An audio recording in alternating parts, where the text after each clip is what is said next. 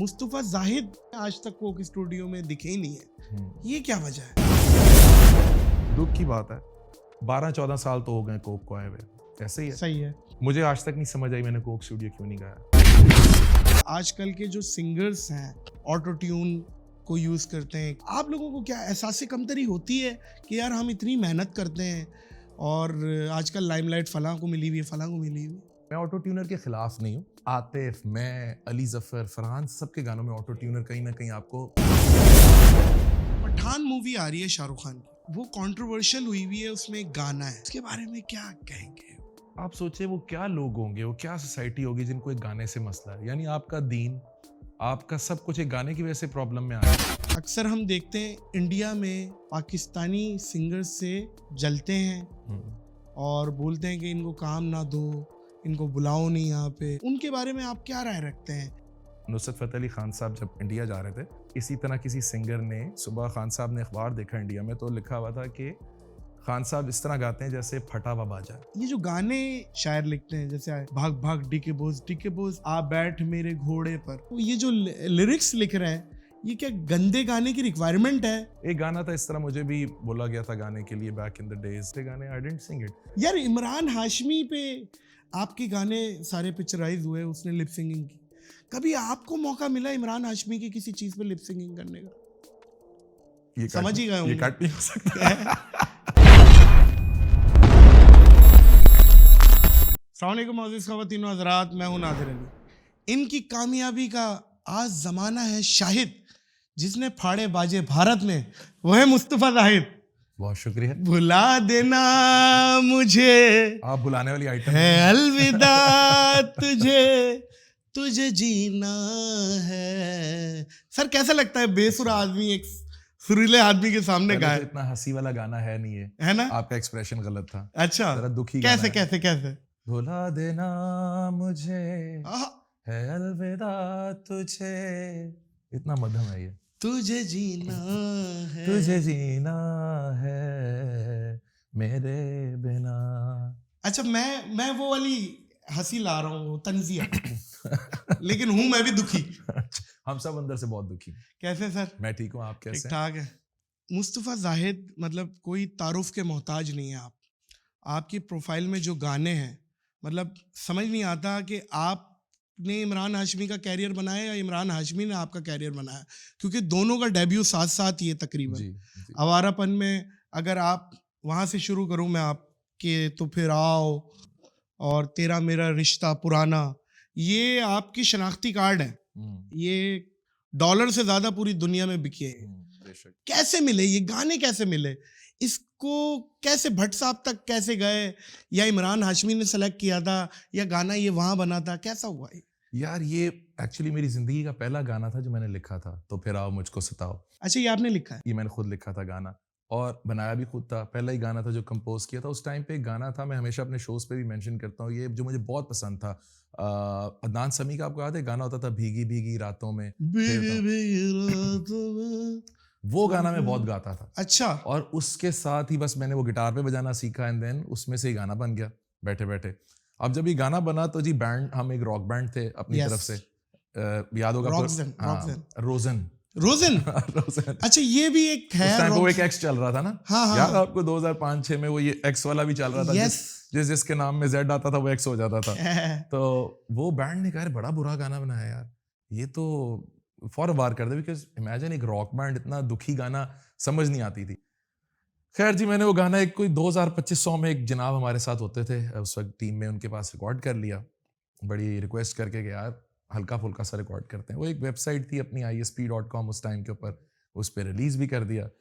वो होते होते एक दिन मैं मोटरवे पे था, तो फ़ोन आया कि जी मैं महेश भट्ट बात कर रहा हूँ और आपका एक गाना है जो हमारी एक फ़िल्म थी, बड़े अरसे से नामुकम्मल थी, और ये गाना मिला तो हमें फ़िल्म मुकम्मल हो गई उसकी वजह से, और वो गाना तो फिर आओ था। तो पहले तो मुझे लगा कि यार कोई प्रैंक कॉल भी हो सकती है। उस टाइम पे आपको याद होगा इनकमिंग भी बड़े पैसों की, इनकमिंग के भी पैसे होते थे, उठाते हुए भी डरते थे। हाँ। तो मैंने कहा यार, फिर मुझे उन्होंने बताया कि उन्होंने नंबर किससे लिया, कुछ रेफरेंस बताया, तो आई फिगर्ड आउट कि यार ऐसा है। और फिर that was the first time मेरे कैरियर का, वो नादिर बड़ा स्टार्ट था। मैं उस तक अंडरग्राउंड में बहुत शुरू ही किया था गाना भी, म्यूजिक बनाना नहीं आता था, गाना भी नहीं आता था, जो सच्ची बात है। मैंने गाना इंडिया में बॉलीवुड में डेब्यू करने के बाद सीखा है। मतलब उस टाइम पे जब डेब्यू करने चला गया था तो उससे पहले कोई बैकग्राउंड तो था नहीं म्यूजिक का। स्कूल कॉलेज में पढ़ते थे, मैं डिबेट्स करता था गवर्नमेंट कॉलेज में और अपने कॉलेज में, तो मुझे गाना वाना ऐसे नहीं आता था। कॉम्पोजिशन अच्छी थी। फिल्म में गाना रिलीज हुआ, मुझे आज तक याद है, भट्ट साहब के पास बैठे हुए तो उन्होंने कहा कुछ और भी सुनाओ फिर, अब अगर ये गाना सुनाया मैं तो।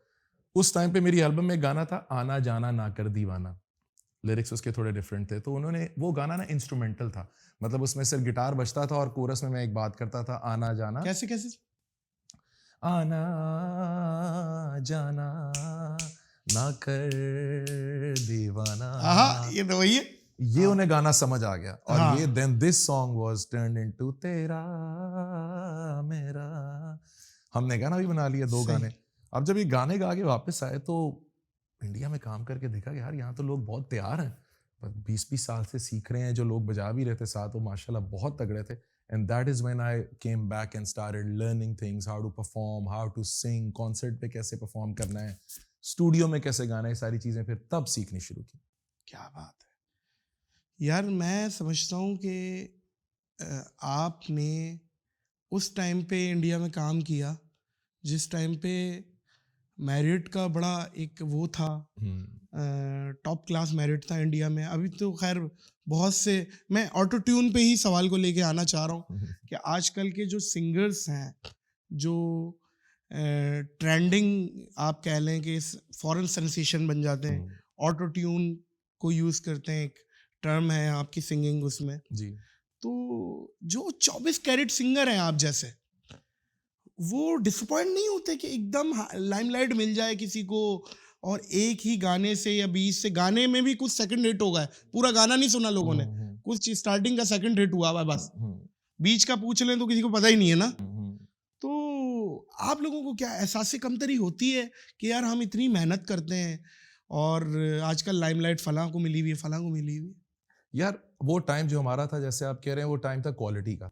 अब क्योंकि डिजिटल इतना ज़्यादा एग्रेसिव हो गया है कि क्वांटिटी ज़्यादा मैटर करती है, कि क्वांटिटी क्या है, क्वांटिटी क्या है।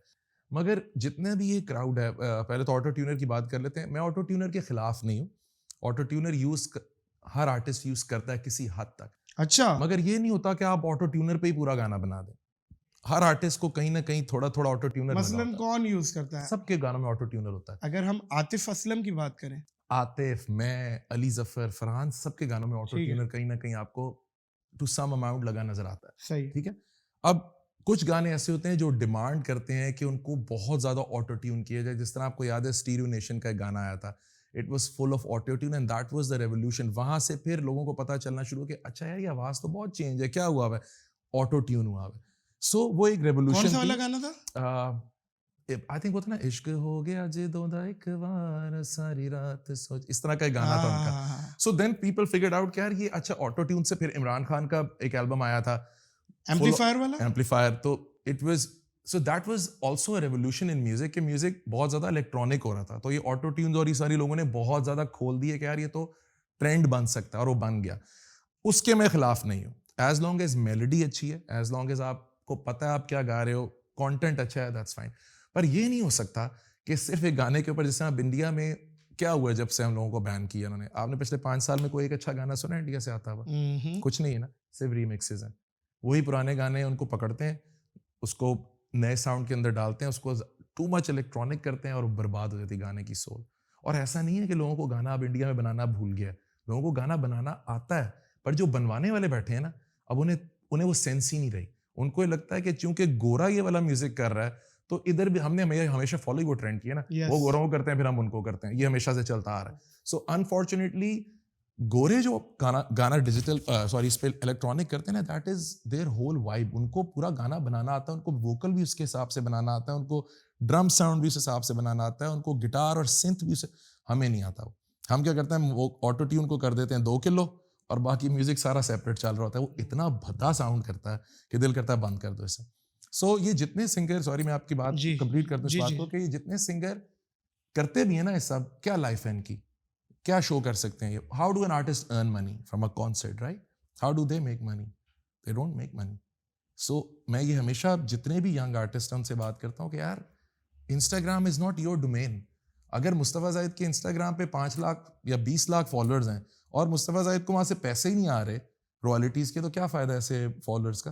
क्या करने मैंने फॉलोअर्स? रोज़ मेरी फ़ोटो पे अगर 20 बंदा 50 बंदा लाइक करता है, 4 लड़कियाँ चीखें मार लेती हैं, मुझे उसका क्या फ़ायदा?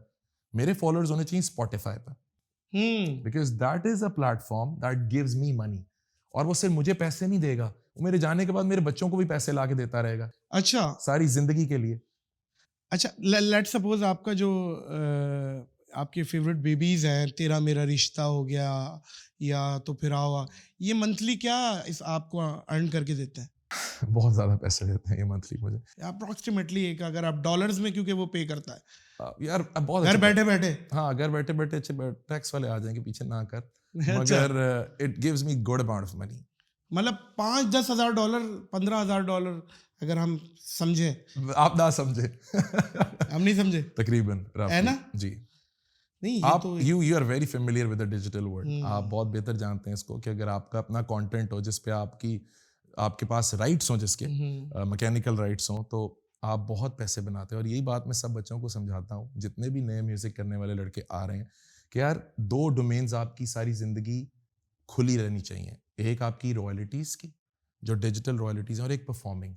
ये नहीं हो सकता कि आप किसी जगह पे परफॉर्मेंस करके आए हो और आप इतनी बुरी कर रहे हो कि वो दोबारा कभी आपको बुलाएंगे नहीं। मैंने कराची की बेशुमार ऐसी यूनिवर्सिटीज़ हैं, इस्लामाबाद में एक यूनिवर्सिटी है नस्ट, मैं हर 2 साल बाद वहाँ जाता हूँ। क्यों?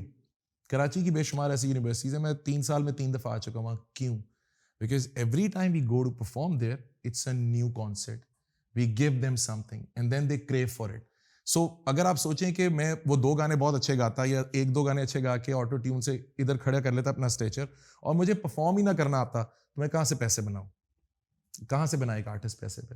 टी सीरीज पे मैं आपको लाना चाह रहा हूँ। आपने बात की कि टी सीरीज वहाँ के कुछ इस तरीके से, नाम तो नहीं लिया आपने, लेकिन दुनिया का सबसे बड़ा वीडियो यूट्यूब चैनल है और रिकॉर्ड लेबल भी वही है सबसे बड़ा। अक्सर हम देखते हैं सोनू निगम भी रिएक्शन देता है, शाउट होता है, और एक ग्रुप बन गया है जो टी सीरीज पे बोलता है। आपको क्या लगता है, टी सीरीज क्या वहाँ सिंगर्स के इस तरीके से हक मारता है, या क्या गेम है टी सीरीज का? मुझे इतनी डिटेल्ड तो नहीं पता कि इन लोगों के पेपर वर्क या कॉन्ट्रैक्ट्स क्या थे टी सीरीज के साथ, मगर देखें बैक इन द डेज जब आर्टिस्ट और ये सारे लोग अपना काम कर रहे थे, और जब पूरा ये एक रेवोल्यूशन आ रहा था डिजिटल का, जब सीडी जा रही थी, जब केसेट जा रही थी, मैं आपको एग्जांपल देता हूँ, जिसने एक दुकान वाला वीसीआर और वो वाली फिल्म बेचा करता था। अब जब सीडी आ रही थी, अगर वो वो वाली कहता, कौन सी? वो वाली, अच्छा, याद है ना आपको, एक फिल्म हाँ, आती थी, समझ गया। अगर वो उस टाइम पे सोचता कि मैंने यही बेचनी जिसमें है, कुत्ते बिल्लियों की आवाजें होती हैं, हाँ कई दफा नहीं भी होती थी, हाँ, तो वो अगर ये सोचता कि मैंने सिर्फ यही बेचना है, मैंने नहीं जाना डीवीडी के ऊपर, ड्राई आउट हो जाता। डीवीडी से क्या हुआ, डीवीडी ड्राई आउट हुई, यूएसबी आ गई, यूएसबी में 5-5 हजार गाना आया, सब कुछ होना शुरू हुआ। केम टू अ पॉइंट कि आपके पास प्लेटफॉर्म्स आ गए, स्पॉटिफाई, एप्पल म्यूजिक, ये सारे। अब एक बंदा अगर वहीं फंसा हुआ है केसेट वाले टाइम पे, तो वो नहीं तरक्की की ना, उसकी गलती है। उसको चाहिए था कि विद द ट्रेंड वो इसको अपग्रेड करता रहता अपना। अब प्रॉब्लम ये है कि बहुत से आर्टिस्ट ऐसे हैं जो back in the day upfront cash लेके अपने गाने बेचते रहे। मैं किसी आर्टिस्ट का, बिकॉज मैंने कॉन्ट्रैक्ट्स देखे नहीं है, तो मैं आपको दोनों साइडों की स्टोरी बताऊंगा।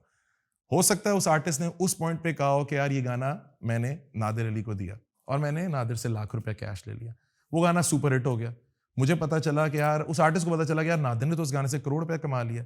अब उसका उस करोड़ रुपए पे तो कोई हक नहीं है ना, वो तो आपसे लाख रुपए में लेके चला गया है।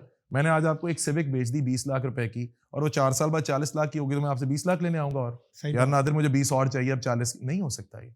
सो अगर तो आपने बैक इन द डे अपने कॉन्ट्रैक्ट में राइट्स अगलों को दे दिए हैं, तो then you have no claim. इस हिसाब से जो अबरार का गाना था नच पंजाब जी, मैंने खुद आईफा अवार्ड में सलमान खान को नाचते हुए देखा उस गाने को। मैंने देखी थी आपकी वीडियो, आप बड़े नाराज थे। तो वो मैंने कहा यार उस वक्त मुझे सिनेरियो का नहीं पता था, वो क्या गेम है, वो भी ओनरशिप राइट्स बेच दिए थे क्या? हो सकता है, देखिए मुझे ऐसा लगता है कि जितने वो प्रोफेशनल हैं उधर इंडिया में, और जितना वहाँ इस चीज को लेके मसला हो जाता है कि if you send a notice film रुक जाती है, स्टे आ जाता है फिल्म के ऊपर, होता है ये, मतलब 2 नंबरी भी बहुत है, ऐसा नहीं है नहीं, बट ये भी होता है। तो मुझे नहीं लगता कि उन्होंने राइट्स नहीं बाय किए होंगे, और अगर उन्होंने राइट्स बाय नहीं किए थे और वो राइट्स थे अबरार उल हक के पास, तो अबरार भाई can send them a strike. YouTube से आप एक स्ट्राइक भेजो, यूं गाना नीचे आ जाता है। आप यूट्यूबर इस सारी चीज़ों को जानते हैं। अगर आज आप यूट्यूब पे अपने चैनल पे तो फिर आओ अपलोड करना शुरू करेंगे ना, तो 30-40 सेकंड, अभी वो लाइव नहीं हुआ होगा, 40 सेकंड का अपलोड ही होगा ना, तो आपको यूट्यूब स्ट्राइक भेज देगा। अच्छा जी, क्योंकि यूट्यूब का एल्गोरिदम गाना कैप्चर करता है और आपको साथ ही स्ट्राइक भेजेगा that this song is property of Mustafa Zahid. सही है। आप इसको अपलोड और कर अगर रहे हो, मैं गाऊं तो ये ना कीजिएगा। अच्छा, तो वो फिर मतलब है आप फिर मैं स्ट्राइक आप कोई दबाना स्ट्राइक आके। मार देंगे खींच के कोई चीज, क्यों यहाँ तक नहीं जाना हाँ ठीक है। सो यूट्यूब एल्गोरिदम बड़े स्मार्ट है। अब बैक इन द डेज हो सकता है कि अबरार भाई ने किसी को दिया हो गाना, किसी XYZ कंपनी को, उस कंपनी ने आगे उनको बेचा हो, और ये भी हो सकता है कि ये ना हुआ हो जिसपे वो इतने अपसेट थे, वैसे ही करण जौहर ने उठा लिया हो। तो that you need to see the contracts, but it works both ways man. They cheat too, record labels do cheat, उनका जहां दाव लगता है ना वो लगा देते हैं। और इन्होंने नॉर्मल कंपनियों से, नॉर्मल लेबल से लाख 2-2 लाख गानों की लाइब्रेरीज बाय की हुई हैं 50-50 हज़ार रुपए में। नहीं करे जी, अब इस पॉइंट पे आके वो जिस मर्जी आर्टिस्ट को जो चाहे कर सकते हैं। आपके मुल्क का एक लेबल था यार, मैं नाम नहीं लेना चाहता, जिसने म्यूजिक इंडस्ट्री बर्बाद की, मैं बल्कि नाम लेना चाहता हूँ, फायर रिकॉर्ड्स। क्या किया फायर रिकॉर्ड्स ने? पूरे पाकिस्तान के आर्टिस्टों को साइन किया, एक एक आर्टिस्ट साइन किया और रिकॉर्ड लेबल बंद कर दिया। क्यों? सोचा कभी किसी ने? उस टाइम पे पाकिस्तान म्यूजिक इंडस्ट्री में पता है क्या हो रहा था? नूरी, ईपी, जल, रोजन, कॉल, शफकत अमानत अली, अहमद जाजेब, अली खान, आप नाम गिनने शुरू करें, रेत, मैं तो आप गिन ही नहीं सकते नाम। मुझे आज तक याद है, मैं एक दफा फायर के दफ्तर में गया तो they were my friends, I don't have anything against them, but what happened was wrong with Pakistan's music industry. आप सोचो कि इस तरह ब्लैक बोर्ड, ग्रीन बोर्ड के ऊपर 100 आर्टिस्टों के नाम लिखे हुए थे, मतलब जो कभी किसी ने, वो नाम जो सारी जिंदगी हमने देखे हैं, स्ट्रिंग्स और ये सब, और वो नाम जो कभी सुने नहीं। तो मैंने कहा कौन लोग हैं? उन्होंने कहा सब हमारे साथ साइंड है। तो मैं इतना खुश था कि यार फाइनली कोई रिकॉर्ड लेबल आ गया पाकिस्तान में जो हमारे म्यूजिक पे काम कर रही है। क्या बात है यार, तो कमाल बात है। मुझे आज तक याद है, मैं इंडिया से गाना गा के लैंड हुआ तो मुझे कॉल आ गई थी कि आए आपके, हम पैसा लगाते हैं आपके म्यूजिक के ऊपर, and I was very happy. अच्छा, but what happened was they signed me for 5 years। उन्होंने कहा हम आपके एल्बम रिलीज करेंगे, 10-12 लाख का वीडियो बना के दिया, और उसके बाद किसी का एल्बम ही नहीं आया, रिकॉर्ड लेबल ही बंद हो गया।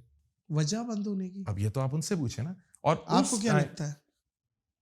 मुझे ऐसा लगता है कि financial problems? No, it cannot be financial problem because they were making a lot of money from the artist. And back in the days जब ये सारा कुछ हो रहा था उस टाइम के ऊपर, ये pirated music के they were going after pirated music। तो ये जो आपकी दुकानों पे सीडियां बिक्री होती थी ना, ये भी उठवा दिया करते थे। ये हर चीज, कैसेट, सीडी उठवा देते थे पायरेटेड। ये कहते थे हमारी फायर रिकॉर्ड्स की सीडी बिकेगी। मैंने देखा अपनी आंखों से होता है, क्योंकि मेरी सीडी रिलीज हुई थी। I was the first artist. Rozan और मलकीत सिंह पहले 2 आर्टिस्ट थे जो फायर रिकॉर्ड्स पे रिलीज हुए। अब एक लेबल, रिकॉर्ड लेबल, जो ये क्लेम करता है कि वो पाकिस्तान का म्यूजिक बड़ा करने आया, एंड मुझे ऐसा लगता है, I am saying this with all honesty, कि अगर ये लेबल खड़ा हो जाता ना तो टी सीरीज इसके आगे कुछ भी नहीं था। T series is film music man, seriously. T series कितनी अरसा चला फिल्म म्यूजिक दुनिया में? 6 साल 7 साल। अब क्या चल रहा है? Independent music. आपने सुना है कोई गाना पिछले 5 साल? फिल्म म्यूजिक आया 2000, आतिफ ने जाके गाना गाया था 2004-5 में, 2006 में मैंने गाया, खान साहब ने गाने गाए। वो एक बड़ा अच्छा फेज आया 4 से 14-15 तक का, 16 कर लें, 10-12 साल का good film music, not just from us, they were making really solid music as well. Life in a metro का कमाल म्यूजिक था, प्रीतम ने बनाया था। गैंगस्टर वगैरह का कमाल म्यूजिक था। म्यूजिक चेंज होता है पूरी दुनिया में। अब it is back to independent music. मुझे ये आज तक समझ नहीं आई कि इतना बड़े आर्टिस्ट, आपके पास 100 आर्टिस्ट हैं यार, मेरे पास 20 आर्टिस्ट हो ना पाकिस्तान का रिकॉर्ड लेवल के ऊपर, मैं ना सिर्फ साल का 10 करोड़ रुपया कमाऊं बल्कि उनको पूरी दुनिया में शोज भी कराऊं एज अ पाकिस्तानी आर्टिस्ट। क्यों नहीं किया किसी ने? Because they did not want that model to work. उन्होंने कहा सबको साइन किया, साइन होके जब सारी इंडस्ट्री खड़ी हो गई, साइन हो गया, दुकान बंद हो गई। अजीब सी बात है, लेकिन चलें, ये सब बातें हो रही हैं तो कोक स्टूडियो को भी कवर करते हैं। बात समझ नहीं आ रही कि कोक स्टूडियो ने आपको नहीं बुलाया, आप नहीं गए, नाराज हुए में सब जा रहे हैं, सब गा रहे हैं, कोक स्टूडियो में आप नहीं आए। आप कब गा रहे हैं? आप कब गा रहे हैं कोक में? मैं जा सकता हूँ? मुझे तो लगता है बिल्कुल जा सकते हैं। ये क्या बात हुई? आपको लग नहीं रहा कि आप जा सकते हैं? कोक स्टूडियो वालों के कान नहीं है क्या? मतलब मैं तो तबीयत से बेसुरा हूँ। देखें, इसमें कोई कहने वाली बात नहीं है, लेकिन मौजूद ख़वातीनो हज़रात, मुस्तफ़ा जाहिद ने आज तक कोक स्टूडियो में दिखे ही नहीं है। ये क्या वजह है? दुख की बात है।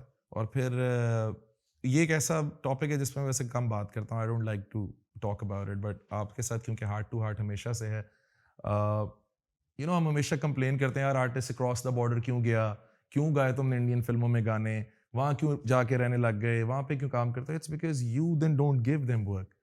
अब पिछले कोक आई थिंक 2007-8 में आया था, 12-14 साल तो हो गए कोक को आए हुए, ऐसे ही है। सही है। मुझे आज तक नहीं समझ आई मैंने कोक स्टूडियो क्यों नहीं गाया, या तो मुझे गाना नहीं गाना आता, या मुझे गाना बनाना नहीं आता, कोई तो प्रॉब्लम होगा, या मेरे मैनेजमेंट का कोई प्रॉब्लम होगा जो मुझे पता है नहीं है।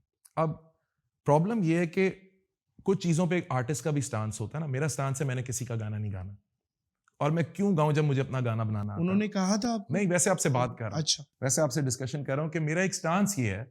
इस पे तो बल्कि आपके मामू पे भी बड़ा वो गाना राहत फतेह अली खान ने जो गा दिया था, जी गज सयोनी सयोनी, जी जी, जिसपे बड़ा बैकलैश आया था और अवाम ने बड़ा हेट दिया था कि ये सयोनी कहाँ गा दिया राहत ने, क्योंकि सयोनी की आदत अली अजमत की है, ऑडियंस का जो टेस्ट डेवलप किया हुआ है ना वो अली अजमत ने किया हुआ है, और ये बाय द वे मामू है इनके, अली अजमत साहब। अली अजमत मैं उन्हें आपके तंग मामू करता हूँ कि आप मेरी खाला हैं।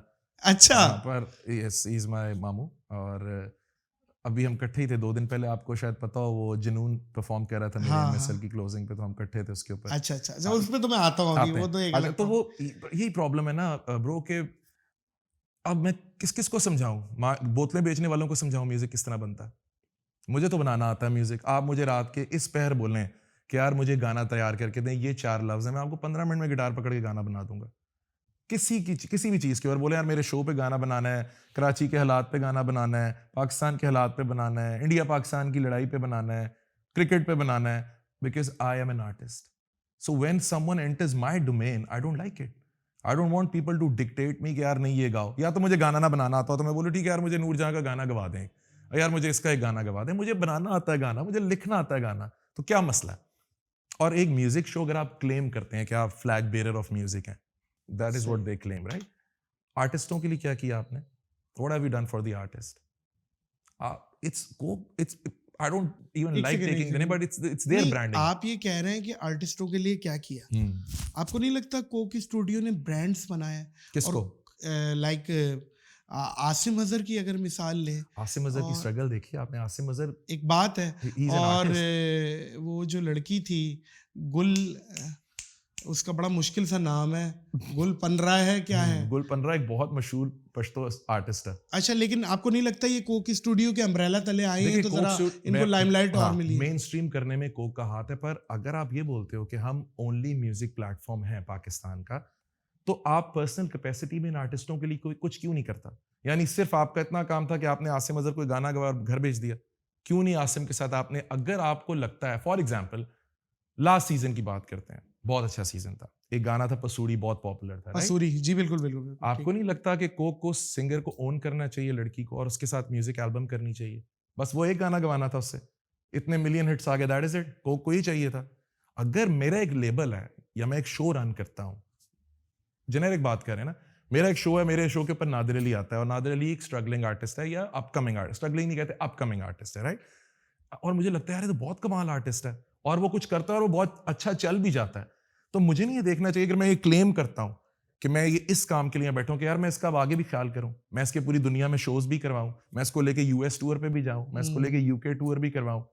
हमारी कोशिश क्या होती है, unfortunately, I am not talking about this particular show, हमारे मुल्क में प्रॉब्लम होता है कि the moment we see someone doing something good, हम कहते हैं इसको फॉरेन कॉन्ट्रैक्ट से बाउंड कर लो अपने साथ, अब ये काम ना करे, जो मैं लेबल की पहले बात कर रहा था। जी जी जी जी, समझ आइए आपको बात, अब मैं कहाँ लेके जा रहा हूँ। ये हुआ है एक्चुअली कि जिस तरह ही हमें नजर आता है ना कि यार इसमें टैलेंट है, हम कहते हैं इसको प्रॉब्लम क्या है, खोले ना इसको, फेवरेटिज्म है, वो तो है, वो हर जगह होता है यार, वो क्या वजह है? देखें रोहेल हयात करते थे कोक स्टूडियो, तो बड़ी स्ट्रिंग्स करते थे, उनके अंडर होता था, स्ट्रिंग्स करते थे, और बहुत सारे लोग हैं। मुझे ऐसा लगता है कि शायद इन लोगों की से ही नहीं है, मुझे नहीं लगता कि जो भी प्रोड्यूसर होता है उसकी इतनी से होती है इसमें। मुझे अभी भी लगता है कि एक टीम होती होगी जो एक्सपेक्ट करती है कि लोग उनके उठाएं, और हमें अल्हम्दुलिल्लाह उठाने की आदत नहीं है। सही है, वेरी सिंपल, नहीं बनता भी नहीं है यार। आप अपने सिंगिंग से प्रूव कर रहे हैं, और इंडिया में वो जैसे मैंने इंट्रो में बोला कि बाजे फाड़ दी है, तो लिटरली बाजे फाड़ दी है ना बंदे ने, उससे क्यों। और एक सिंगर हमारे बड़े लेजेंडरी सिंगर हैं रहीम शाह, माशाल्लाह, उन्होंने ये गिला किया है यार कोक स्टूडियो के मैं शायद लायक नहीं था, इसलिए उन्होंने नहीं गवाया। तो कितने दुख की बात है ना, अजीब सी बात है, कितना बड़ा आर्टिस्ट है वो। इतना अच्छा आर्टिस्ट है। तो ये है, फिर ये चीज मैं समझ रहा हूँ जो आप जहाँ लेके जाना चाह रहे हैं जी। लेकिन इंशाल्लाह इस पॉडकास्ट के तवस्सुस से ये चीज एक गिला जो मुस्तफा जाहिद का है ना, नहीं आपका है, मेरा नहीं है। नहीं मेरा तो है ही, आपने किया था। जी मेरा तो है, मैं तो चाहता हूँ आपको देखना, मैं चाहता हूँ कोक स्टूडियो में आपको देखना, और आई एम श्योर कि आवाम भी चाहती होगी कि वो, यार आप फैन फॉलोइंग आपकी बहुत ज्यादा है, और मैं समझता हूँ लड़कियां बड़ी दीवानी है। अच्छा, एक तो इस बारे में पहले क्यों नहीं बात किया आपने? है मैं लेट आए आप इस टॉपिक पे। एक तो आप हैंडसम है, बहुत शुक्रिया माशाल्लाह, हाइट भी आपकी, मतलब आप सिंगरों के अमिताभ बच्चन है। हाइट भी वहां पे आपकी 6'2" या 6'1" है, उस पे फिर आप इतने हैंडसम हैं। फिर आपने मुझे अपनी फिजिक की भी तस्वीरें दिखाई है अंदर बैठ के, माशाल्लाह। फिटनेस में तो ये पाकिस्तानी लार्जर एंजल ऑफ है ये बंदा, जिस तरीके की मेहनत कर रहे हैं। तो कोई ऐसा क्रेजी फैन मूवमेंट डिस्कस करे यार, कोई ऐसा कॉन्सर्ट में हो गया हो, कोई लड़की के हवाले से पकड़ के पप्पी शप्पी कर ली हो, या क्या है? बहुत है ऐसे तो, स्पेशली क्रॉस द बॉर्डर तो बहुत ही ज्यादा है यार, इंडिया में। अच्छा, वहाँ तो बहुत ही ज्यादा इस तरह के इंसिडेंट होते हैं। पर एक दो बड़े मजेदार हैं कि एक तो अम्मी को मेरी बड़ी तंग होती थी जब ये सारा सिनेरियो बना, तो रोज को इस तरह की स्टोरी होती थी कि किसी आंटी का फोन आया कि हमें आपके बेटे का रिश्ता चाहिए। तो अम्मी ने कहा मेरी तो नहीं सुनता वो, आप खुद बात करके देख लें उससे। इस रिश्ते आते थे, फिर घरों में आ जाते थे लोग, यार आपके शादी के बाद भी, वैसे मेरी बेगम सुन रही होगी, शादी के बाद भी, मैं अभी भी किसी शादी पे जाऊँ ना, अभी मैं एक शादी पे गया हुआ था 3 महीने पहले, 2 महीने पहले, तो मेरा रिश्ता आ गया था वहाँ पे, आ गया था। तो और मैं आने देता हूँ, मैं मना नहीं करता। 4 है ना, 4 भी तो हैं, 4 का ब्रो, पहली वाली इजाजत है, पहली वाली नहीं मैनेज हो रही, अगली 3 किस तरह करनी है? तो अब्बा आपको लगता है कि आप पहले मुझे बताएं, आपकी भी माशाल्लाह ये मैरिड हूँ, करेंगे दोबारा आप? मैंने उसी से दूसरी दफा फिर उसी से कर ली, बात ये तीसरी दफा भी उसी से कर लूंगा, यही बेहतर है। हाँ, यही बेहतर है। बात ये है, ये हमारी असल में हमारी औरत जो है ना, वो इंडियन कल्चर से बड़ी ज्यादा उसकी वाबस्तगी है, तो ये चीजें हम एक्सेप्टेबल नहीं है हमारी औरत में, ये है ही नहीं, चिप ही नहीं है कि दूसरी औरत बर्दाश्त नहीं करती।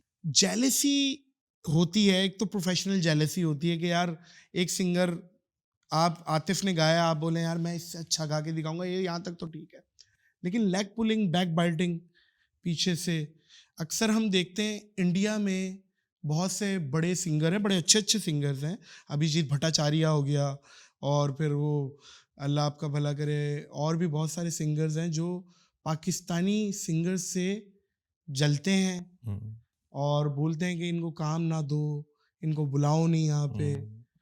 तो कैसा, आप उनके बारे में आप क्या राय रखते हैं, ऐसे जो नेगेटिविटी को ज़्यादा प्रमोट करते हैं? यार वैसे मुझे ना Nadir, I have received a lot of love in that country. मेरी जितनी भी मेमोरीज इंडिया से हैं बहुत अच्छी हैं अल्हम्दुलिल्लाह। कभी ऐसा नहीं हुआ कि, सॉरी मैं आपकी बात काट रहा हूँ, आतिफ असलम की जो प्रेस कॉन्फ्रेंस थी वो याद है? जी मुझे याद है, वो जो बदतमीजी हुई थी, मैं आ रहा हूँ पीछे से, और आतिफ ने आगे से जवाब दे दिया था, फिर वो कॉन्सर्ट भी कैंसिल हो गया था, उसे वापस आना पड़ा था। हाँ, सो ये प्रॉब्लम ये है कि एक क्राउड वहाँ पे भी ऐसा है जिनको हर चीज़ से तकलीफ है। वो आपको पता है हर जगह होता है, हर सोसाइटी में कुछ लोग होते हैं ना, आपके ख़ानदान में भी कुछ लोग ऐसे होते हैं कि शादी ख़त्म हो गई, सब ठीक हो गया, मगर चाचा ने उठ के कह दिया यार चावल ठंडे सन। हाँ, इस तरह के लोग, मेरी बाजी की शादी मुझे बोतल नहीं मिली। हाँ, ये हर सोसाइटी में ऐसे लोग हैं, वहाँ भी हैं, यहाँ भी हैं। और जो आप नाम ले रहे थे जिन साहब का, वो यही है, अभिजीत भट्टाचार्य। हाँ जी, उनके ऊपर हमेशा से मसले थे। नईम अब्बास रूफी का मुंह लगाया हुआ उन्होंने, वो मिलते हैं, मैं बचपन में से ये सोचता था ये इंडिया में ये नईम अब्बास रूफी ही है। उनके मसले ये हैं कि हम वहाँ क्यों जाके गा रहे हैं, हम उनके बच्चे क्यों नहीं गा रहे? बेहतर गाते हैं हमसे, उनमें के बहुत बच्चे ऐसे हैं जो हमसे बेहतर गाते होंगे, वो क्लासिकली ट्रेंड भी हैं, but you have to respect the feelings of the audience, right? आपको रिस्पेक्ट करना पड़ेगा कि लोगों को पसंद क्या आ रहा है। अगर आप बोलो कि यार एक क्रिकेटर है, जैसा फॉर एग्जांपल मुझे ऐसा लगता है कि शाहिद अफरीदी से बड़ा हमारा कोई स्टार नहीं है, राइट? एक कम्युनिटी है जो कहती है कि शाहिद अफरीदी तो खाली गलत शॉट ही मार मार के सारी जिंदगी आउट होता रहा। You can choose either side you want to choose. सही है। ये वो लोग हैं जिन्होंने हर चीज में से कीड़े ही निकालने हैं, इनको मसला ही रहना है। अब इनका वो किरदार है मक्खी वाला जो पूरा जिस्म छोड़ के जख्म पे बैठे। जख्म पे बैठेगी, और ये खुद भी जख्मी है ना। अच्छा, जख्मी है, बहुत जख्मी है ये लोग, एहसास कमतरी का शिकार है, बहुत जख्मी है ये लोग। इनको जख्म ही ये है। अब इनकी आपको क्या बातें सुनाऊं, छोड़े। इतना हाँ अच्छा सुनाए ना, ये क्या है, अब सुनी मजे की बात देखे। सुनाई बात है ये। अब हाँ, अल्लाह बेहतर जानता है इसमें कितनी सच्चाई है, बट मैंने ये सुना हुआ कि back in the days Nusrat Fateh Ali Khan साहब जब इंडिया जा रहे थे, तो इसी तरह किसी सिंगर ने, सुबह खान साहब ने अखबार देखा इंडिया में, तो लिखा हुआ था कि खान साहब इस तरह गाते हैं जैसे फटा हुआ बाजा। He used to Nusrat sing, Ali Khan के लिए हाँ, गए? he used to sing very high. Oh, So अब उनके बारे में कोई ये बात करे, और जो माशाल्लाह अल्लाह ताला ने उनको मकाम दिया था, कोई भी सिंगर होगा वो तो बहुत गुस्सा कर देगा, हाँ, मुझे हाँ, गुस्सा चढ़ेगा। खान साहब ने अपनी टीम से कहा कि आप इन साहब को मेरी तरफ से पर्सनली इनवाइट करें आज रात के शो पे। वो साहब रात को शो पर आए, खान साहब ने गाना गाया, और ये बहुत मशहूर बात है कि वो खान साहब के पाँव में गिर गए, पाँव में गिर के माफ़ी मांगते रहे कि मुझे माफ़ कर दे, मैंने इतनी घटिया बात की, मैं सोच भी नहीं सकता था कि आप इस लेवल के सिंगर हैं। So you don't go to their level. आपके बारे में कोई बोलता है ना, you don't have to stoop down to their level. आप अपना काम, लेट योर वर्क टॉक। जैसे हम क्रिकेट में कहते हैं ना, let bat do the talking, बल्ला जवाब दे, माइक को जवाब देने दें और ऑडियंस जवाब दे। ये माशाल्लाह अल्हम्दुलिल्लाह I have cult following in India, cult following in Pakistan and rest of the singers man. So कभी मुझे ना लोग कमेंट्स इनके जो आजकल गाने रिलीज हो रहे हैं उनके लिंक्स भेजते हैं, और नीचे लोगों ने ही लिखा होता है कि यार कहाँ गया वो म्यूजिक, कितने ये लोग जो गाया करते थे इतना अच्छा। यार तो कभी कोई आप बैड एक्सपीरियंस नहीं आपके साथ हुआ इंडिया को नॉट एज लेके? सच, मुझे नहीं ऐसा लगता। हमने हमेशा काम से काम रखा है यार, गए हैं, काम किया है। मैंने एक दिन में 3 शो गाए हैं इंडिया में। मैं यहाँ से वाघा बॉर्डर क्रॉस करता था, ये बड़ी मजेदार स्टोरी है, मुझे बड़ा मजा आता है अच्छा, सुनाने आप का। वॉकिंग वीजा क्योंकि होता मैं था लाहौर आपका? रहता था अच्छा, ना, अच्छा, तो लाहौर से मेरा ड्राइवर मुझे उतारता था वाघा बॉर्डर पे। वाघा बॉर्डर से मैं बॉर्डर क्रॉस करके एंटर होता था अमृतसर। अमृतसर से मेरा दूसरा ड्राइवर पिक करता था, ठीक है, वो ड्रॉप करता था अमृतसर एयरपोर्ट, और वहां से फ्लाइट ली, दिल्ली लैंड हुए। अच्छा, दिल्ली। एक शो दोपहर को बजाया, एक शो शाम को बजाया, एक शो रात को बजाया, ओह, अगले दिन सुबह वापस, इस तरह लाहौर है। सो वी हैव एक एक एंजॉयड दिन के लिए गए आप? एक दिन के लिए गए, घंटों के लिए यार। मैंने एक दिन में वाह। 5 एयरपोर्ट देखे हैं। We had that kind of extensive travelling at one time. क्या बात है, क्या बात है। तो ट्रैवलिंग पसंद है या बहुत इरिटेट होता है? बहुत पसंद है, होटल में रहना नहीं पसंद। मेरा तो ये वाला सीधा हाथ वाला कान बंद हुआ हुआ, खुदा की कसम। मेरा भी 13 घंटे की फ्लाइट लेके आया हूँ। कहाँ से आए आप? मैं नरीता एयरपोर्ट, टोक्यो। अच्छा, माशाल्लाह। ओए होए होए, तो ये मैं तो बड़ा वर्स्ट सफर कहता हूँ यार जहाज का। लेकिन खैर, आप बोल रहे हैं आप तो वाघा बॉर्डर से चले जाते हैं, फिर वहां से हो सकता है कभी मुझे ट्रैवल पसंद है, होटल इंडिया में रुकना, बाय बस या बाय कार भी ट्रैवल किया। बाय कार बड़ा we had good times there. ये जो गाने, जो लिरिक्स होते हैं गानों के, शायर लिखते हैं, जैसे भाग भाग डीके बोझ भाग भाग, और आ बैठ मेरे घोड़े पर, बोल तुझे कहाँ जाना है, और खड़ा है तेरा आशिक बाहर खड़ा है। ये इस तरीके के जो जूम आईने गाने, तो वो गुलजार साहब कभी लिखा करते थे कि एक प्यार का नगमा है, जिंदगी तेरी मेरी कहानी है। तो ये आजकल क्या ये जो लिरिक्स लिख रहे हैं, ये क्या गंदे गाने की रिक्वायरमेंट है कि ज्यादा चलेगा, अटेंशन ज्यादा लेगा? और आपके कभी गाने ऐसे नहीं देखे कि या ऑफर हुई हो या आपने मना कर दिया हो? मुझे तो हमेशा से बड़ा स्ट्रॉन्ग बिलीफ है इस बात का कि गाने को चलाने में, उसकी पॉपुलैरिटी में लिरिक्स का बहुत हाथ होता है। अच्छा, ये मेरा बड़ा पक्का मानना है। सही। यानी अगर आप सोचो नादिर, मैं एक गाना एग्जाम्पल के तौर पे कहता हूँ, एक हफ्ते में कंपोज करता हूँ लेट्स से, तो मैं उसको जब लिखने बैठता हूँ ना, तो 4 हफ्तों में लिखता हूँ। मैं इतना ध्यान देता हूँ उसकी राइटिंग के ऊपर। अच्छा, पहले धुन बनाते हैं आप? मेरा तरीका ये है, मैं पहले धुन फिर शायरी लिखी, फिर शायरी करता हूँ, मैं उल्टा चलता हूँ। सो मुझे कोई एक मेलोडी अगर मेरे दिमाग में है तो मैं उसके ऊपर काम करता रहता हूँ, और मैं हमेशा पहले गाने का कोरस बनाता हूँ। जिससे मैंने पहली लाइन जो कंपोज की थी, बनाई थी, वो थी, तो फिर आओ मुझको सताओ, तो फिर आओ मुझको रुलाओ, फिर उसके आगे पीछे अप डाउन गाना खड़ा कर दिया। मेरा प्रोसेस ये है। तो ये वो लोग हैं जिनको अटेंशन चाहिए, ये वो लोग हैं जिनको शायद काम चाहिए, और उनको लगता है कि ये करके मिलेगा, जो कि I think it's pathetic. I think ये नहीं होना चाहिए। फिर वो डिबेट शुरू हो जाती है ना, आपको पता है कि म्यूजिक हराम है, वो असल में इन लोगों की वजह से शुरू हुई है कि ये वाला म्यूजिक तो फिर हराम ही है, ये तो कुफरिया भी है। हाँ, अगर सॉरी सर, मैं आपको अगर इसको मजीद कंटिन्यू करूं, बहुत से गाने कुफरिया भी हैं, नाउजुबिल्ला।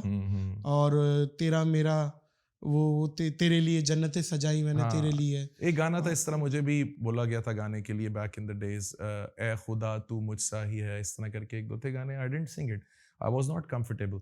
मुझे लगता है कि जरूरी नहीं है कि आप इस साइड के ऊपर ही जाओ पॉपुलर होने के लिए। यार इस चीज पे तो पर्सनली मैं अप्रिशिएट करूंगा। नहीं, मुझे आप ये आइडिया मुझे बिल्कुल भी अच्छा नहीं लगता कि आप कुछ कंट्रोवर्सी के थ्रू ही अपने आप को, आर्टिस्ट को कंट्रोवर्सी नहीं चाहिए होती। Artist never needs controversy. Artist का काम सिर्फ आर्ट तक है।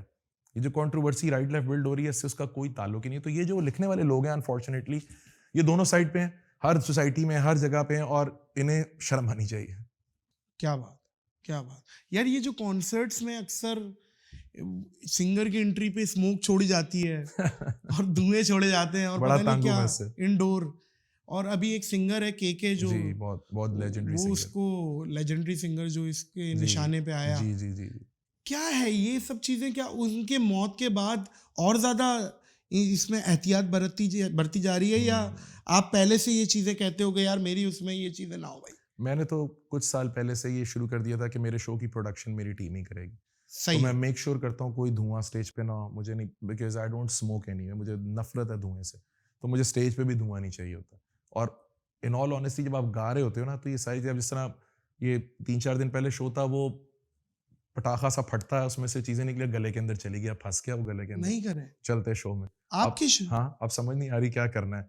Then had to go back, पानी पी के उसको सेटल डाउन करना पड़ा। तो ये चीजें ना अनफॉर्चुनेटली। पटाखा कौन यार, चाइना माचिस फाड़ दे यार, वो नहीं होता यार, क्या होता है जो गुब्बारे के अंदर से बहुत सी कलरफुल वो निकलती हैं, कन्फेटी। मैं तो कह रहा हूँ पेटी बम फाड़ दे, सब भाग जाए वहां से। इतनी जोर का एक वो होता था, याद है, ढोलकी बम। खुदा की कसम वो फाड़ दो अगर आपने फाड़ना, या तो खुद कुछ हमला कर दो, सारे ही मर जाओ। बात ये है कि ये चीज अजीबोगरीब कल्चर है। ये केके एग्जैक्टली इसी से ही मौत हुई उनकी। हो सकता है कि उस टाइम के ऊपर इस तरह का अंदर सफोकेशन हो गई हो। और आप जब गा रहे होते हो ना, जब आप स्टेज पे परफॉर्म कर रहे होते हो, देखिए ना, 1.5-2 घंटे तो हम गाते हैं स्टेज के ऊपर। और आप जब आप जिम जाते हो, तो मैं आपको बड़ी मजेदार बात बताता हूँ कि मैं जब 2 घंटे का वर्कआउट करता हूँ ना, तो मेरी वॉच दिखाती है तकरीबन कोई कैलोरीज 1400-1500 बर्न हुई हुई। और वही मैं जब 1 घंटा स्टेज पे परफॉर्म करता हूँ ना, तो 1500 कैलोरीज होती हैं। इतना एग्रेसिव परफॉर्मेंस होती है स्टेज की। सो आपका पूरा बॉडी मूवमेंट में होती है, हार्ट बीट इज हाई, फिर ऑडियंस के साथ आप मैच कर रहे होते हो। तो आई थिंक ये बड़ी स्टूपिड सी चीजें हैं जिनको कंट्रोल करना बहुत जरूरी है। स्मोक सबसे पहले बिल्कुल नहीं होना चाहिए, मैं इसके हक में नहीं हूँ। कन्फूटीज बिल्कुल, लोगों ने गाना सुना है यार, बंदे को अच्छी आवाज में खूबसूरत गाना गाए और घर जाए। अगर पेमेंट कंपैरिजन करें मुस्तफ़ा भाई, इंडियन जो आपकी जो कौन सा सॉन्ग ऐसा है जो समझते हैं यार नादिर सबसे ज्यादा मुझे कमा के इस सॉन्ग ने दिया है? तेरा मेरा रिश्ता पुराना। अब सरप्राइजिंगली वैसे तो फिर आओ मुझे लगता है बहुत पॉपुलर है, उससे ज्यादा है। तो फिर आओ के डिजिटल हिट्स भी शायद ज्यादा होंगे, बट तेरा मेरा रिश्ता पुराना इज वो वाला बच्चा है जो कमाऊ पूत है। वाह वाह वाह। नहीं तो ये किस हिसाब से आप बता रहे हैं? इसकी ऑनलाइन अर्निंग बोल रहे हैं या कॉन्सर्ट पे डिमांड ज्यादा है? हर चीज इसके डिजिटल जो रेडियो प्लेज हैं वो बहुत ज्यादा है, बहुत पैसा आता है डिजिटल से इसका माशाल्लाह।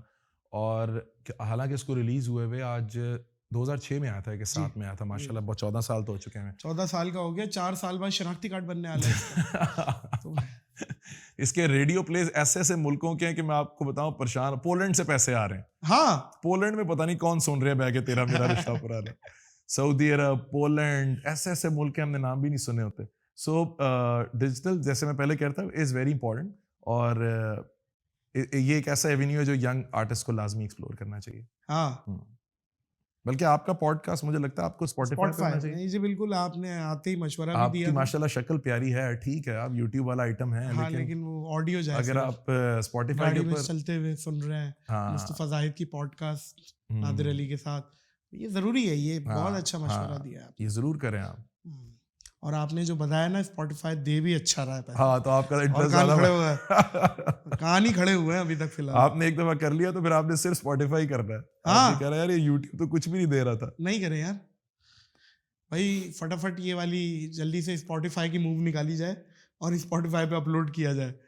यार मुस्तफ़ा भाई, कुछ सुनाए भी ना, मजा आए ना, यार कुछ गला सुना मेरा बहुत खराब है, मैं हल्का सा 6-7 गुनगुना दिन से- नहीं, पता है आवाम ने बड़ी गालियां देनी है, मुस्तफा चलो। जाहिद से बैठे हुए बातें कर कोशिश रहे हो, करते कुछ हैं, सुना नहीं रहे। कोशिश करते हैं। जी। गिटार तो नहीं होगा आपके पास? जी मैं बस मुंह से बजा लेता हूँ क्या? गिटार, अच्छा पड़िंग पड़िंग पड़िंग। ठीक है, थोड़ा सा सुनाता हूँ आपको। जी, जी। आपको ये गाना क्योंकि पसंद है बहुत। तेरा यकीन आहा। क्यों मैंने किया नहीं, तुझसे रहा क्यों जुदा, मुझ पे ये जिंदगी करती रही सितम, तूने ही दी है पनाह, तेरा मेरा रिश्ता पुराना। क्या बात है, एक तरफ इमरान हाशमी पे ये पिक्चराइज हुआ, जी जी एक तरफ मैं यूं कर रहा हूँ, बड़ा अजीब लग रहा होगा यार। बहुत बुरा भी लग रहा बुरा खाली अजीब नहीं लग रहा, बुरा भी लग रहा यार। इमरान हाशमी पे आपके गाने सारे पिक्चराइज हुए, उसने लिप सिंगिंग की, कभी आपको मौका मिला इमरान हाशमी की किसी चीज पे लिप सिंगिंग करने का? ये समझ ही गए ये होंगे। कट नहीं हो सकता। वो तो यही है ना। इमरान हाशमी को मैंने काफी कुछ सिखाया है, खाली लिप सिंगिंग हाँ। नहीं सिखाई। क्या एक्टिंग भी सिखाई है उसको। अच्छा, ये पॉज जो आया है बीच में 3-4 सेकंड का, 3-4 काफी कुछ सिखाया है। तो लौंडा भी लाहौर का है हाँ माशाल्लाह, गुड लुकिंग भी है, हाइट भी है, सब कुछ क्या क्या सिखा दिया हो। नहीं मेरा बिल्कुल भी। उसके बारे में कहा जाता है बहुत मेहनती है, बहुत, मतलब शूटिंग पे भूखा प्यासा जाता है, सीन में खाता पीता वैसे वाकई बहुत मेहनती है, पता है वाकई बहुत मेहनती आदमी है, वाकई बहुत मेहनती और अपने काम से काम रखने वालों में से। कोई एक्सपीरियंस शेयर करे ना यार, कोई यार उसके बड़ी साथ अच्छी का। हमारी बातचीत मुलाकात रही है, बड़ा अच्छा रहा है। मुझे आज तक याद है कि हम जब पहली दफा वो गाना ही सुन रहा था बैठा, सही आवारापन से बनने से पहले की बात। इंडिया में आपको पता है कि ऐसा नहीं होता कि फिल्म तैयार होके म्यूजिक बनता है, म्यूजिक बहुत अरसा पहले से बन रहा होता है। तो हम भट्ट साहब के दफ्तर में बैठे हुए थे और मुझे इतना अच्छा लगा कि उस टाइम पे मगरिब की असर की अजान शुरू हुई, तो उसने कहा यार गाना बंद कर दो। इमरान हाशमी ने He said yes। तो मुझे ये अक्सर जुम्मा मुबारक की भी पोस्टें लगाता है, ये यहीं से ये वाली साइड मैं कह रहा हूं, आपने ये वाली साइड नहीं देखी हाँ, उसकी। नहीं वो बेशक अक्सर जो है तरावियां पढ़ लेता है। वाकई हम्म। बहुत अच्छी बात है यार। अच्छा, अजीब सा लग रहा है ना इमरान आपने हाशमी अब की 3-4 तरावी। सेकंड का पॉज क्यों लिया? वो तरावी में एक मेरे लिए ना, मैं जहन में ना मर्डर वाला इमरान हाशमी आ रहा है। वो जो मलिका शेरावत अगेंस्ट थी, और क्या मैं कह रहा हूँ सबसे इंडिया का फेमस किस वही है। कौन सा? वो मलिका शेरावत के साथ मैंने जो नहीं उसने देखा। किया है। मैंने नहीं देखा। बहरहाल आपकी मर्जी है, आपने नहीं देखा, लेकिन हमने यहाँ पे आपने देखा कितनी दफा- मेरे और हिस्से का भी आवाज आपने बंद देखा। करके देखा। मेरे हिस्से का भी आपने देखा ना असल में। हाँ, बाकायदा आपकी- दरवाजे पे एक दोस्त को बिठा के देखा कि अब्बा आ जाए तो बता देना, हम बंद कर देंगे। ये भी तो है ना, क्या अजीब सी वो उस जमाने का थी कि हम बड़े हो रहे थे और हमारे लिए बेवॉच ही सब कुछ था। आपको याद नहीं, बेवॉच आता था जो पामेला एंडरसन वाला। जी जी जी जी हम वही देख के पागल हुए हुए थे। इन बच्चों को क्या पता, एंटीना भी ठीक कर रहे हैं, वो छत पे जो लगा होता था, है ना। यकीन करें, बहुत ज्यादा मैं कह रहा हूँ। अब तो खैर एक क्लिक में सब कुछ है, और हर चीज बेहयाई तो ज्यादा देखी जा रही है इंटरनेट पे। तो इस पे भी कुछ बताएं ना यार, ये कैसे, क्या बच्चों को मोबाइल एक उम्र के बाद देना चाहिए या एजुकेट करके देना चाहिए? क्या है, क्या मतलब जैसे कोई छोटा बच्चा है उसको मोबाइल दे देना चाहिए इंटरनेट वाला? नहीं देना चाहिए यार। मुझे लगता है कि बच्चों को इतनी ज्यादा ना नॉलेज एक्सेस नहीं होनी चाहिए इतनी चीजों। हमारा कितना सुकून वाला बचपन था ना, कि हमने 5 बजे सड़क पे जाके क्रिकेट खेलना है, यकीन उसके बाद हमने मिल्क शेक पीना घर आके। बिल्कुल ऐसे ही है। मैं अपने नेफ्यू को बता रहा था, माशाल्लाह वो इंग्लैंड में होता है, कि हमारे पास रात को 9 बजे तो टीवी बंद हो जाता था। तो वो कहता कि मामू क्या करते थे आप लोग अगर 9 बजे और TV was the only source of entertainment. तो मैंने कहा हमारी सोर्स ऑफ एंटरटेनमेंट फैमिली होती थी, आपस में बातें करना, कजन्स, दोस्त, अम्मी अबू, ये एंटरटेनमेंट की सोर्स थी ना। अब क्या है, सारे कमरे में बैठे, हर बंदा अपने फोन पर है। सो मुझे लगता है कि बहुत ज्यादा एक्सपोजर है बच्चों का। उसके लिए मुझे लगता है कि हर बच्चे के फोन के ऊपर स्क्रीन टाइम पासवर्ड लगा होना चाहिए। स्क्रीन टाइम पासवर्ड लगा होना चाहिए भाई, वाह वाह। और किसी का अगर कोई छोटा एंड्रॉइड मोबाइल हो तो क्या करें? उस पे नहीं लगता, उस पे नहीं लगता है, फिर थप्पड़ मार के छीन ले, थप्पड़ मार के छीना जाए। क्योंकि ये भी आप देखें मौजूद खवातीनो हजरात, हम तो उस जमाने के ठरकी हैं। आप यकीन करें, अक्सर पान की दुकान में हम वो कोई पन्नियां ढूंढते थे और कोई टोटा निकल आता था, तो वो पन्नी हम जेब में डाल के ना 3 किलोमीटर दूर जाके यूं करके बोलते थे, मिल गया। हम नहीं, मैं कर लें आप इसको। अच्छा, हम नहीं लेकिन आप ये देखें कि ये चीजें थी ही नहीं। ये कॉन्सेप्ट था ही नहीं। लेकिन आज घर घर में, मैं खुदा की कसम मुस्तफ़ा भाई, मैं हैरान रह गया। अभी एक बच्चा मुझे मिला 7-8 साल का, इतना क्यूट बच्चा था। मैंने उसके चिक्स को यूँ किया, मैंने कहा बेटा बहुत क्यूट हो, आओ मेरी गोदी पे आओ इधर। बोला मैं गोदी पे नहीं आऊँगा। मैंने तुम्हें किसने बताया क्या है? बोला नहीं गोदी पे नहीं आऊँगा मैं। आप ये देखिए उसका कॉन्फिडेंस चेक करें। उसे पता है कि गोदी में नहीं आना चाहिए, और गोदी आपने में सारा ब्लेम यानी उसको दिया, अपने आप को नहीं दिया। हाँ नहीं, सारा मैं बच्चे को बिल्कुल, आप यकीन, आप मेरी नीयत पे शक ना करें। नहीं, मैं आपकी शक्ल पे शक कर रहा हूँ। नहीं अब वो शक्ल से शक्ति कपूर हूँ, लेकिन मैं हूँ अंदर से श्रद्धा कपूर। श्रद्धा कपूर नहीं, सीधा साधा आदमी हूँ, ऐसी बात नहीं है यार। कॉमेडी से कोई लगाव हो, कोई कॉमेडियन मजीद, बहुत ज्यादा, पाकिस्तानी, इंडियन, बहुत ज्यादा, कौन सा पसंद है? यार मुझे बहुत शौक है कॉमेडी करने का। आप भी, हाँ, कॉमेडी करने का। मुझे तो माशाल्लाह आपके भी जो आप हरकतें करते फिरते हैं। एक आपका मुझे याद है यूट्यूब का एपिसोड था जिसमें आपने नोट जो है वो रोड के ऊपर फेंका हुआ है, हाँ। और आप खींच लेते हैं। उसका एक मुझे डायलॉग है यार, मैं इतना हंसता था देख के।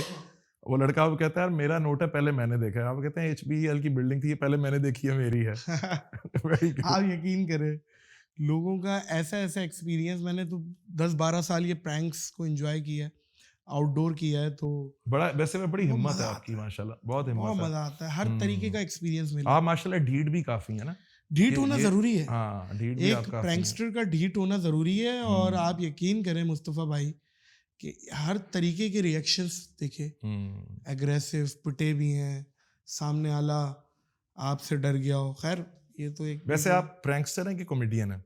नहीं, मैं प्रैंकस्टर तो लगा हुआ है, पॉडकास्टर बोल रहे तो जरा अच्छा, वो अच्छा लगेगा। ये प्रैंकस्टर, न्यूज़कास्टर ना बोल रहे हैं आपको, बहुत अच्छा लगेगा। गंदी गंदी खबरें पढ़ूंगा मैं फिर। अच्छा एक बात बताएं मुस्तफ़ा भाई, अभी मैं MSL जो पाकिस्तान की बड़ी कामयाब लीग हुई है, उसमें आपको देख रहा हूँ। मैंने देखा यार ये कौन है, ये ऑस्ट्रेलियन प्लेयर, ये राना नवीद को चौका मार रहा है, मोहम्मद हफीज को छक्का मार रहा है। तो करीब से वो जब कैमरे ने जूम किया, वो आप थे। तो आप तो सिंगर हैं, क्रिकेटर भी आप हैं, कौन है आप यार? यार क्रिकेट तो अपने खुद में, आपको पता है हमारे है बचपन से है। मैं वैसे इंग्लैंड में खेलता हूँ, काउंटी, कोई पिछले 12-13 साल से मैं वहाँ पे एसेक्स में खेलता हूँ जाके क्रिकेट। तो मुझे क्रिकेट का हमेशा से बड़ा शौक था। और ये जो MSL का आपने क्योंकि जिक्र किया है, तो मैं बताता चलूँ कि ये एक बड़ा पुराना ख्वाब था कि एक ऐसा फोरम होना चाहिए पाकिस्तान में जहाँ पे सब इकट्ठे हो रहे हों, नॉट जस्ट द क्रिकेटर्स, या सिर्फ शोबिज नहीं, क्योंकि शोबिज वाले अलग क्रिकेट खेलते रहते हैं, क्रिकेटर्स का अपना चलता रहता है। बट मुझे एक ऐसा फोरम चाहिए था जहाँ पे कम्युनिटी बिल्डिंग हो रही है। यानी मैं भी एक टीम में खेल रहा हूँ, हुमायूं सईद भी है, मुश्ताक अहमद भी है, अदनान सिद्दीकी भी है, फिर काशिफ अब्बासी साहब भी खेल रहे हैं, जर्नलिस्ट भी है। सो ये सब लोग इसके अंदर लीग में हमने इन्वॉल्व किए हैं। और ये सब मिलके जब एक डग आउट में जाके बैठते हैं, तो आप सोचें कि क्रिकेट का तो अपना मजा आ ही रहा है, उसके बाद कहाँ कहाँ आपस में एक दूसरे से मिलेंगे, कोलैबोरेशंस होंगी, कितना काम होगा। फिर इसके पीछे कॉज बहुत बड़ा था, जिसकी वजह से हम शायद लाला जो है इसके ऊपर ऑन बोर्ड थे, शायद Afridi foundation is also part of it. हमने अल्हम्दुलिल्लाह डिसाइड ये किया था कि हम before the first ball is delivered हम 20 मिलियन की चैरिटी करेंगे। 20 मिलियन की चैरिटी करेंगे, रुपीस की। और ये चैरिटी बेसिकली इस तरह नहीं होगी कि यार किसी को पैसों की जरूरत है उसको दे दिए, नहीं। एथलीट्स, शोबिस के लोग, एंटरटेनमेंट के लोग, यानी वो जो कैमरा मैन है, कोई जो बेचारा he is not there anymore, कोई पुराना एक्टर है, म्यूजिशियन है। जिस तरह मुझे ऐसा लगता है कि कोविड के टाइम पे म्यूजिशियंस बेचारे बहुत स्ट्रगल कर रहे थे, कॉन्सर्ट्स बंद हो गए थे। हमें तो अल्हम्दुलिल्लाह अल्लाह ताला ने उस सिचुएशन में रखा हुआ था कि यार सेविंग्स भी है, बट जो बेचारा थोड़े पैसे लेके डेली बेसिस पे जाता है, बुरे हालात हैं, उन लोगों की कौन केयर करेगा। तो ये प्लेटफॉर्म एक MSL का हमने ऐसा बनाया है कि आप मुझे कल फोन करके बोल सकते हो कि यार मुस्तफा भाई मेरा एक ये पुराना कोई म्यूजिशियन था, प्लीज इसका ख्याल रखें। हमारे एक बड़े अच्छे विकेट कीपर थे जुल्करनैन, वो पीछे उन, हाँ वो बेचारे बड़ा कस्मा पुरसी। वी मेड श्योर कि हम जो है we reached out to him, we went to his house. फिर हमारा एक बॉक्सर था जिसको इंडियन बॉक्सर ने चैलेंज किया। जब आपको एक जूनियर बॉक्सर चैलेंज करता है तो आपने पूरी फाइट का एक्सपेंस उठाना होता है, अदरवाइज आप अपना टाइटल लूज कर देते हो। और आप सोचें कितने दुख की बात है कि उसको कोई सपोर्ट करने को तैयार ही नहीं था, and he was about to lose his title. So we on the forum of MSL took care of it. वो फाइट लड़ने गया और माशाल्लाह जीत कर आया, बेल्ट लेके आया हुआ था वो अपनी, अभी पीछे हमारे चैरिटी डिनर पे।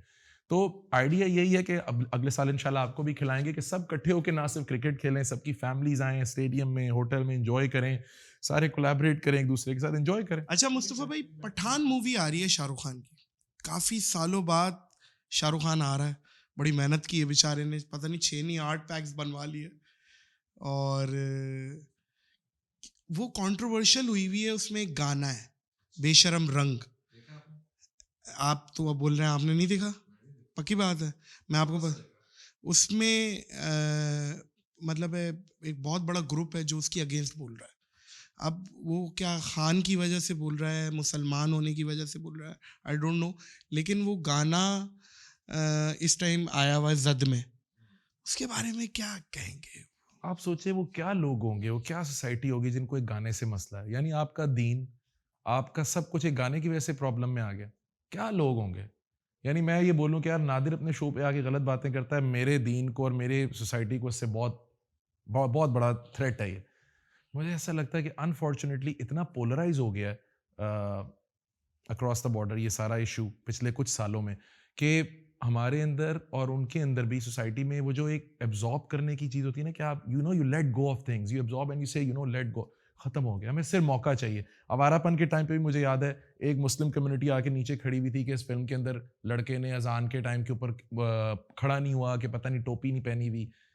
ये मसले हैं हमारी जिंदगी के यार, सोच सकते हैं आपके, यानी हम वो कौमें बनते जा रहे हैं दोनों साइडों पे, ऐसा खाली तो नहीं, हम भी ऐसे ही हो जाते हैं एट अ टाइम, कि हमें ये लगता है कि हमारा मजहब, हमारा मुल्क, हमारी सोसाइटी, हमारे बच्चे, हमारा घर एक गाने की वजह से ना बर्बाद हो जाएगा सारा, और हम उसको लेके इतना बड़ा इशू बनाते हैं कि 50 लोगों ने अगर वो नहीं भी सुना हुआ ना, तो वो भी देख के कहेंगे कि अच्छा हमारे तो ये नजर से नहीं गुजरा था, और वो भी उस पार्ट का फिर हिस्सा बनते जाएंगे। और इसके अंदर सबसे बड़ा कमाल आपके माशाल्लाह डिजिटल का है, और उससे बड़ा कमाल कम अकलों का। सही, तो बिल्कुल सही ये मुझे ऐसा लगता है कि इन लोगों को जितना इग्नोर किया जाए उतना बेहतर है। और अगर एक इंसान ने 8 पैक जैसे आप कह रहे हैं बना ही लिया, और मैंने देखा है वो गाना बुरा तो नहीं है, गाना तो ठीक है, गाना ठीक है ना, पूरा माहौल है गाने का। अच्छा मैं ये देख रहा था, वो एक वीडियो देख रहा था, वो सिंगर से लोग कह रहे हैं कि गाओ गाओ, और उसकी हिम्मत ही नहीं हो रही गाना गाने की, वो इतना ज़्यादा कंट्रोवर्शियल हो गया है वो बेशरम रंग, और वो उन्होंने आई थिंक बिकनी पे एतराज़ किया है कि शाहरुख खान की बिकनी नहीं शाहरुख खान ने नहीं पहनी हुई थी, वो पहना हुआ होता तो ठीक था, वो दीपिका ने ऑरेंज कलर की बिकनी पहन ली। अच्छा, आपको रंग भी याद है माशाल्लाह। ये सब कुछ तो देख रहे हैं यार, शाहरुख खान के तो काम पे नजर है, सच्ची बात बताएं, पसंद करते हैं। तो एम्बैरेसिंग हो रहा था कि यार कोई सिंगर अपना गाया हुआ गाना ही नहीं गा पा रही, दुख की बात है ना। हाँ, कितने दुख की। और आप ये देखें कि आपका भी ध्यान किधर गया है, क्यों आपने सुर की बात ही नहीं की, आपने भी ऑरेंज रंग पकड़ा हुआ। नहीं मैं तो बात कर रहा हूँ, उनकी बात कोट कर रहा हूँ आगे कि क्या है, मैं तो आपका इसमें पॉइंट ऑफ व्यू जानना चाह रहा हूँ। मैंने तो अपना बता दिया कि यार ये तो कोई बात ही नहीं है ना करने वाली, लेकिन एक सिंगर, क्योंकि आप उस सॉन्ग से रिलेट करते हैं, आप भी रिलेट करते हैं, आप भी सिंगर है और इंडिया में आपने बहुत गाया है, तो आपके टाइम पे ये चीज़ें नहीं थी यार। उस टाइम पे 2013-14 तक बहुत बहुत सुकून था नादिर। 2013-14 तक ना, जब तक हम जाते थे हम सोचते थे कि यार ये लोग तो हमसे 5-10 साल आगे हैं, 5-10 साल आगे, ईजी। हम उस टाइम पे बात किया करते। अब मुझे लगता है कि वो हमसे 10 साल पीछे हो गए इन हरकतों की वजह से। अच्छा, I don't go there anymore, but you know what I see, जो हम नजर आ रहा होता है हमें कि मतलब क्या मसले हैं उनके, कि वो एक प्रोटेस्ट में दीपिका चली गई है तो उनको इसके ऊपर इशू पड़ गया है, फिर नई नई चीज़ें सुनने को मिलती हैं आपको वहाँ से ना, अजीब सी बातें। मतलब इवन विद द क्रिकेट, याद है आपको जब पीछे भी क्रिकेट मैच का भी हमारा उनके साथ सिलसिला चल रहा था, तो उनको ये मसला था कि पाकिस्तान टीम ग्राउंड पे नमाज क्यों पढ़ रही है, ये स्टेटमेंट क्या देना चाहते हैं। तो मुझे ऐसा लगता है कि उस टाइम पे नहीं था ये 2013-14 में, someone has injected a lot of hate in that community. किसी ने एकदम उस सोसाइटी में, उस कम्युनिटी में, उन लोगों में हेट इंजेक्ट किया। क्योंकि मुझे जहाँ तक याद है, अब मेरा जो एक्सपीरियंस है इंडिया का, कभी हमने ये नहीं होते देखा था कि यार ये मुसलमानों वाला ट्रैक है, ये हिंदुओं वाला ट्रैक है। हमने इनको हम बड़ा खुश भी होते थे इस बात से कि यार हमारे मुल्क में ये भी थोड़े बहुत इश्यूज हैं कि यार ये शिया मस्जिद है, ये सुन्नी मस्जिद है, यहाँ इतना नहीं है, यहाँ नहीं है। It has change now. हम अल्हम्दुलिल्लाह बेहतरी की तरफ चल पड़े हैं, वो बैकवर्ड होना शुरू हो गए। क्या बात है यार, ये तो चले पॉजिटिव। और क्या फ्यूचर देख रहे हैं पाकिस्तान और इंडियन इंडस्ट्री का कोलैबोरेशन फिर से? यार मैं जैसे तो हमने देखा honestly I would wish, I hope, मेरी तो हमेशा से दुआ है कि not just India, Turkey, England, दुनिया के जितने मुल्क हैं हमारे आर्टिस्ट उनके साथ कोलैबोरेट करें। बिकॉज एक मुझे ऐसा ही लगता है कि आर्टिस्ट जब कोलैबोरेशन करता है तो उसका नज़रिया चेंज हो जाता है काम को लेके, आर्ट को लेके। यानी मैं शायद प्रॉब्ली इस सोच के साथ कुछ बनाई जा रहा हूँ और मैंने कोलैबोरेशन किया तो ये एंगल खुल गए, 360 खुल गया शायद मेरे लिए। मैं 180 पे काम कर रहा था, तो मुझे तो बहुत खुशी होती है काम करने की। और अल्लाह करे वो अल्लाह तो करे, लेकिन क्या दिख रहा है आपको? I don't see it happening. Current situation क्या दिख रही है? I don't see it happening. I think next world cup जो है वो इंडिया में है क्रिकेट का, वो आइस ब्रेकर हो सकता है। मुझे ऐसा लगता है कि वहाँ के लोग तो वहाँ के चाहते हैं, लोग वहाँ के चाहते हैं। आप मेरे सोशल मीडिया उठा के देखें, लोग तो बिल्कुल जाना चाहिए, पाकिस्तान को जाना चाहिए और इंडिया को खुले दिल के साथ वेलकम करना चाहिए। ना सिर्फ पाकिस्तान क्रिकेट टीम को, बल्कि जो पिछले 5, 7, 8 सालों में बकवासियात हुई हैं कि हमने टेक्नीशियन भी नहीं कोई आने देना, हमने ये भी नहीं, ये ख़त्म करें। कहाँ होता है दुनिया में यार? और इसको ख़त्म करके बोलें कि यार हमारी आपकी टीम आ रही है, आपके आर्टिस्ट भी आए, आपके लोग भी आए। आप देखो, आपको खुशी नहीं होगी आप चंडीगढ़ में या दिल्ली में बैठ के पाकिस्तान का मैच देखो, कितना मजा आएगा। यानी कि आप भी उस ग्राउंड में बैठे हो, शाहरुख खान भी उस ग्राउंड में बैठा है और पाकिस्तान इंडिया की टीमें खेल रही है, आपको और क्या चाहिए? और इंडिया में you know it's going to be a lot of fun. तो मुझे ऐसा लगता है कि थोड़ा सा ख्याल करना चाहिए और ये एक वाहिद मौका मुझे लग रहा है कि नियर फ्यूचर में है जिससे दोनों मुल्कों के दरमियान आइस ब्रेक हो सकती है। क्या बात है। और इस ख़वातीन और हज़रात, वो कहते हैं ना, we can choose our friend but we can't choose our neighbour.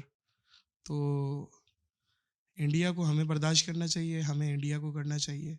Win win situation create करनी चाहिए कि पॉजिटिव जो दोनों मुल्कों की कौम के लोग हैं वो चीज़ों को एंजॉय कर सके।